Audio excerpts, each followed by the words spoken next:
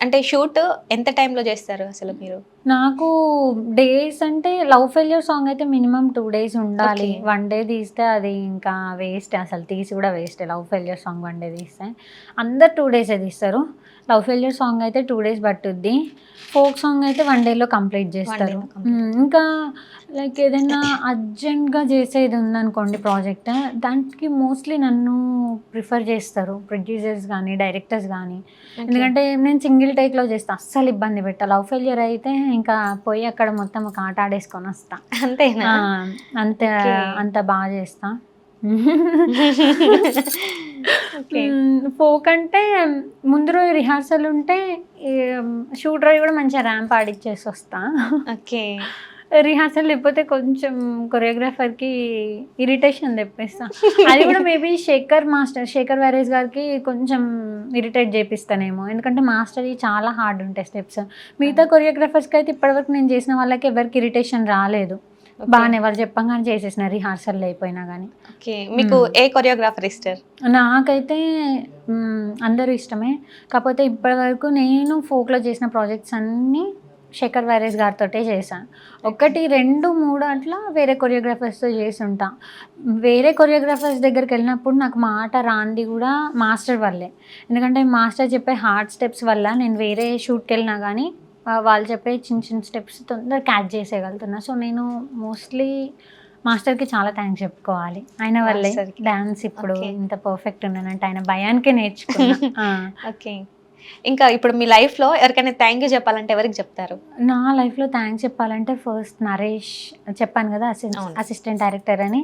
తనకి చెప్తా. అసలు హైదరాబాద్ అంటే ఏంటో తెలవని టైంలో మా మమ్మీ డ్యాడీని పిలిచి ప్రతీదీ, ఆయన ఒక అసిస్టెంట్ డైరెక్టర్ అయినప్పటికీ చూడండి, లైక్ ఒక అసిస్టెంట్ డైరెక్టర్స్‌కి అంత బ ఎవరు పట్టించుకోరు కదా! అవును. అది ఉన్న ఫ్యాక్ట్. అయినప్పటికీ తను మమ్మల్ని పిలిచి ఎవరికొకరికి డైరెక్టర్స్‌కి పరిచయం చేయడం లాంటి తన వంతు సహాయం తను ఎప్పటికీ చేస్తూనే ఉన్నాడు. నాకు అన్ని కాంటాక్ట్స్ రీచ్ అయ్యి ఇక్కడి వరకు వచ్చిందంటే మోస్ట్‌లీ నేను ఫస్ట్ ఈ ఫీల్డ్ విషయంలో నరేష్‌కి థాంక్స్ చెప్పుకోవాలి. ఓకే. హ్మ్.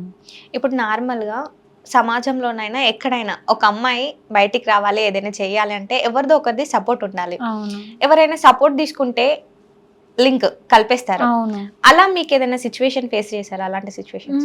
అట్లాంటి సిట్యుయేషన్ ఏం ఫేస్ చేయలేదు. ఎందుకంటే ఇప్పటివరకు నాకు అట్లా పెట్టాలి అన్నా వాళ్ళకి ఫస్ట్‌లీ ఆలోచన రాదు. ఎందుకంటే నాతో వాళ్ళు డైరెక్ట్ కాంటాక్ట్ ఉండదు.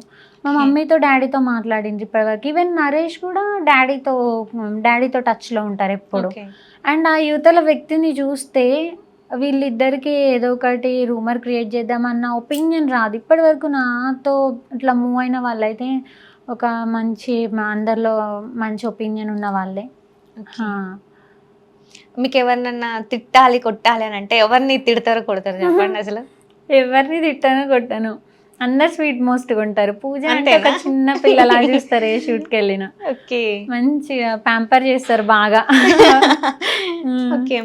ఏదైనా షూట్ జరుగుతున్నప్పుడు, అరే! ఏంటి ఈ షూట్‌కెందుకొచ్చాను అనిపించిన షూట్ ఏదైనా ఉందా?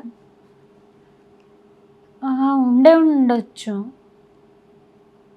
మేబీ స్టార్టింగ్‌లో స్టార్టింగ్‌లో. కావచ్చు. ఓకే. హ్మ్.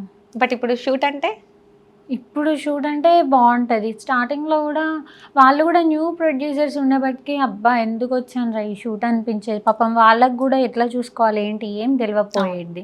ఇప్పుడు షూట్స్ అంటే మంచిగా జాలీగా వెళ్ళిపోతా. ఆ! షూట్ అనంగానే రెడీ అయిపోవడం. హ్మ్.